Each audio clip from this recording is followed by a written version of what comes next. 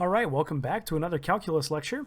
In today's lecture, we come to what you might think about as the sort of punchline of calculus, the real sort of main thing that makes all of calculus go round, and that is the fundamental theorem of calculus, the deep relationship between the integral and the derivative. Before we get to the fundamental theorem of calculus, I want to walk through some of the notation that we use and just point out a few things about it and discuss sort of how we think about it sort of intuitively. I think this will be helpful for us in understanding what the fundamental theorem of calculus is really trying to state, what the main sort of point of it is. Okay? So recall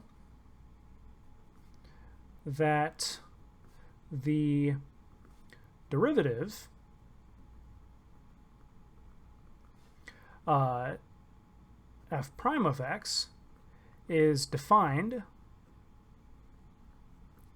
as f prime of x is equal to the limit as h approaches 0 of f of x plus h minus f of x divided by h. And the reason that I recall the definition of it is we also sometimes use the notation, we also write dy dx when y is a function of x. So this just means y here is a function depending on the variable x. So we also write dy dx for f prime of x. Okay, so these are just two different notations we have for the derivative. This notation here, the dy dx notation, sort of reminds us that the derivative is we really should think about it as a ratio of differences. It's a ratio of a change in y divided by a change in x. The change in x being just the difference between the point x plus h and x, and the change in y being just the change in these two function values here. Okay, so this notation is meant to convey that we're taking a limit of these quantities as they get smaller and smaller. In a similar way, the integral, so similarly, the integral from a to b of f of x dx reminds us, this notation reminds us that we're sort of taking f of x and we're multiplying it by really small changes in x. We can think of dx here as this very small change in x. It's the same sort of thing that this dx means. This dy and this dx really mean a very small change in y divided by a very small change in x. Likewise here, we can think about we're taking the function and multiplying it by a small change in x. So we are multiplying f by small changes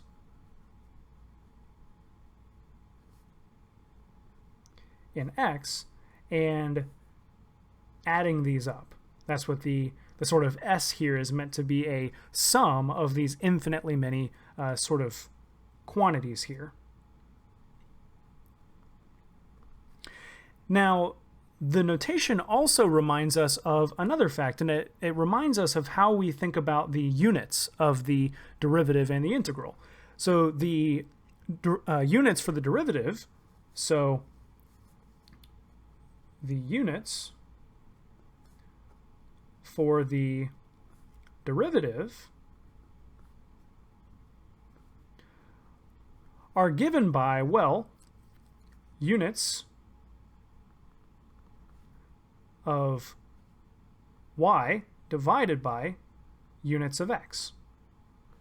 Right? If f of x is a position function, so maybe it's miles and x is time, then the units of the derivative, which is velocity, is hours per, or is miles per our time unit. I think I just said hours. I don't know which one, whatever one I just said. It's a distance divided by a time, miles per hour, feet per second, something like this. The units of distance divided by the units of time. Likewise, the integral here, so likewise, the units of the integral are units of f, and I'm using f and y here interchangeably, just because of the familiarity that we should have with the notation. So the units of f times the units of y. I'm sorry, the units of x. So the integral here is really sort of doing this sort of summation that we saw in the last video. So if f here is a velocity function, it's miles per hour, and then x is in hours, then the integral gives us the net change in our position, which should be in miles. And indeed, the units of f, which are miles per hour, multiplied by hours, is simply miles, which is a measure of distance. Okay? So we have this sort of relationship. You can sort of see a symmetry already between how we think about the derivative, how we notate the derivative, and how we think about the integral and how we notate the integral. And that's not a coincidence. There really is a deep sort of thing happening here. And to see this, maybe let's think about what the maybe we'll do a thought experiment here. So suppose f of x is velocity, and capital F of x is the position function.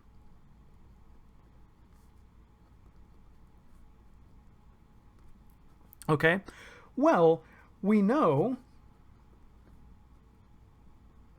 that the integral from a to b of f of x dx, we saw this in the last video, that if I integrate a velocity function, what I get is a net change in my position. So this should be net change in position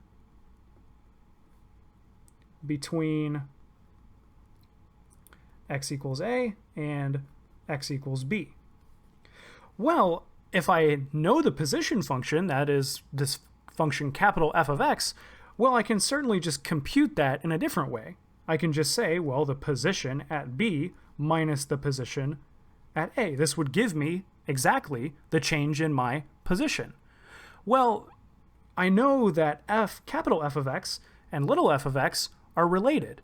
I know that, so we also know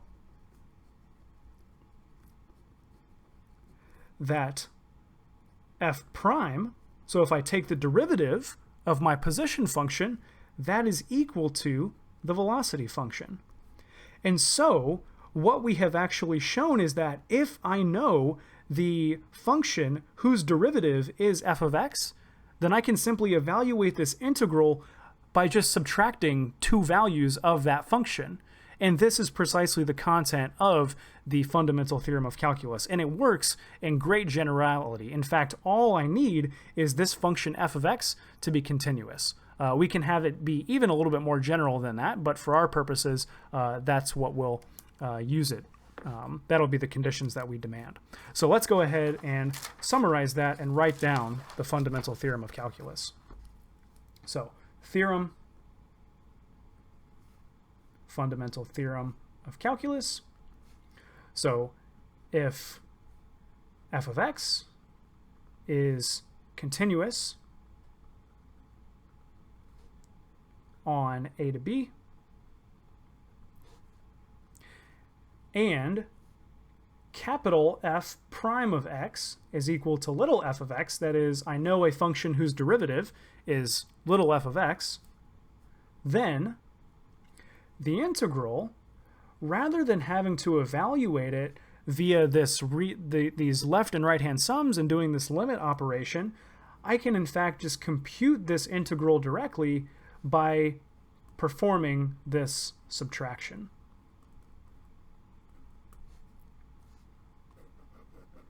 Really important. Put a star next to it. Okay, so this is it may not seem like it, but this is really important. This gives us a way of relating the integral, this computing,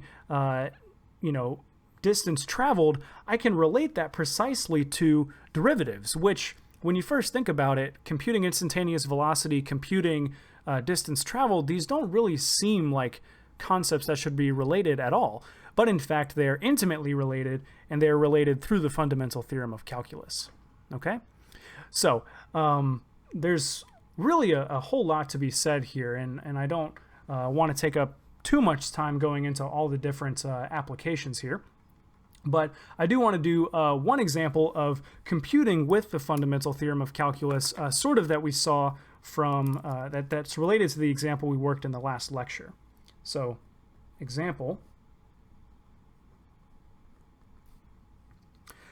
So, use the fundamental theorem of calculus to compute the integral from 0 to 4 of x dx. And when we say use the fundamental theorem of calculus, the input to the fundamental theorem of calculus is a function whose derivative is this function x. Okay? So we know from yesterday, or not yesterday, but the last lecture, we know from last time that the answer should be, well, how did we compute it last time? We viewed this as the area underneath a graph, and it was the area underneath a triangle, or just the area of a triangle, whose base and height were both 4. And the area of that triangle is 8 units. Okay? So, if I want to compute this using the fundamental theorem of calculus, I need a function whose derivative is x. Well, I can sort of think about, okay, if I was doing a derivative, how would I actually end up with x as my answer when computing a derivative? You don't have to think about it for too long to see that if capital F of x is equal to 1/2 x squared, then when I differentiate this, the 2 comes down from the power rule, and then I'm left with a 1 up here, but that 2 is going to cancel with the 1/2. So then capital F prime of x is equal to x. Okay? So this integral then, so thus, by the fundamental theorem of calculus, the integral from 0 to 4 of x dx is equal to f of 4 minus f of 0. That's precisely the content of the fundamental theorem of calculus. The function whose derivative is x, I just evaluate that function at the two endpoints of my interval. Well, now I just plug these in. So this is equal to 1/2 times 4 squared minus 1/2 times 0 squared. Well, the second one is just 0, and this first one is 4 squared is 16 divided by 2 is 8. Okay? So we do indeed get the right thing from the fundamental theorem of calculus. One more sort of comment to make, maybe I'll put this as a remark.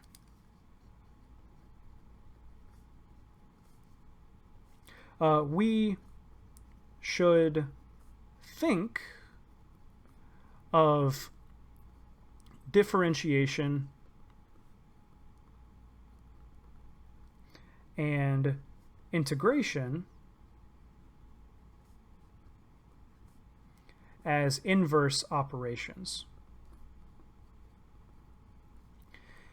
And this is sort of really key to why Newton gets the credit for this, because for a long time, people were computing instantaneous rates of change, people were computing areas under curves or net changes in, positions or whatever using velocity functions or analogs of this in other settings. But it was really Newton who came along and saw that, okay, you're really just doing the same thing, but they're just inverse operations of one another. Just as multiplication and division are inverse operations, addition and summation are addition and subtraction are inverse operations, exponentiation and taking a logarithm are inverse operations, so too is integration and differentiation. And one reason that this is, so indeed, so we can think informally, at least. On some level, this is true in a rigorous way, but we won't get into that here. So we can informally think that differentiation is division by dx, right? Our notation certainly leads us to think that. We have dy over dx, dy divided by dx, and integration is multiplication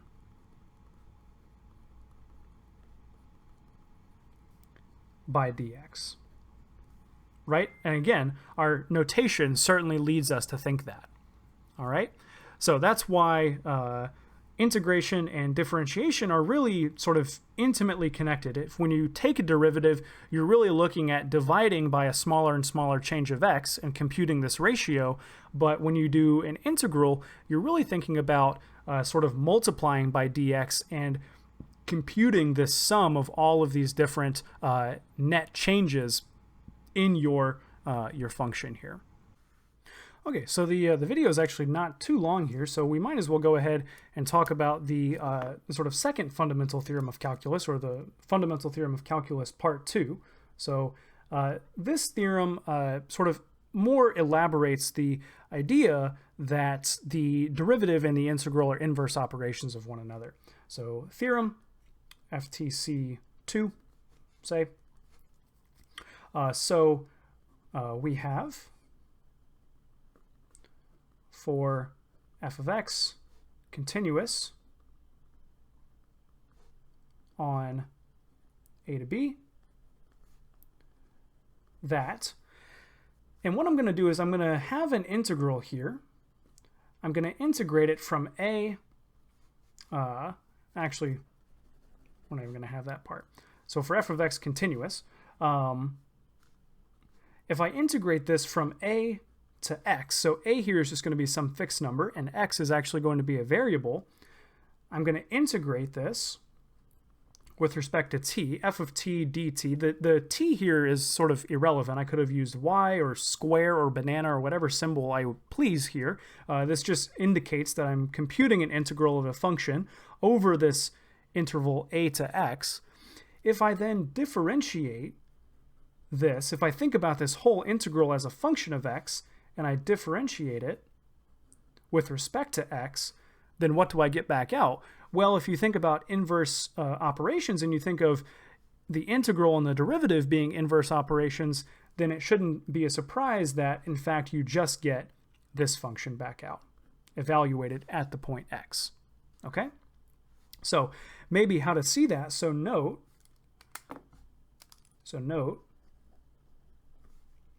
that if f of x is such that f prime of x is equal to little f of x, then the first fundamental theorem of calculus, FTC1, I didn't label it like that, but you know, the first fundamental theorem of calculus that we just saw shows that the integral here, if I were to actually compute this, the integral from a to x of f of t dt, the first fundamental theorem of calculus tells me this should be equal to capital F of x minus capital F of a. Well, now what do we do? Let's just go ahead and differentiate this on each side. So thus, the derivative with respect to x of the integral from a to x of f of t dt, this is equal to, well, differentiate the other side. So d dx of capital F of x minus capital F of a. Well, the derivative of capital F of x I know is little f. So this is going to be little f of x. And then what's the derivative of f of a with respect to x? Well, f of a is just a number, so its derivative is 0. And so this whole derivative here just simplifies to little f of x, and indeed we see that the derivative of an integral just gives back the original function here. Okay? Now, the derivative of the integral gives back your function so long as one of your limits of integration is this variable that you're taking the derivative with respect to. If this was just a number, then the derivative of, well, an integral that's just being evaluated is 0. The derivative of a number is just 0 because this integral would evaluate to just a number. But if we treat this limit of integration as a variable and then differentiate with respect to it, then we're just going to get back out the integrand evaluated at that variable. That is just the function being integrated. Okay?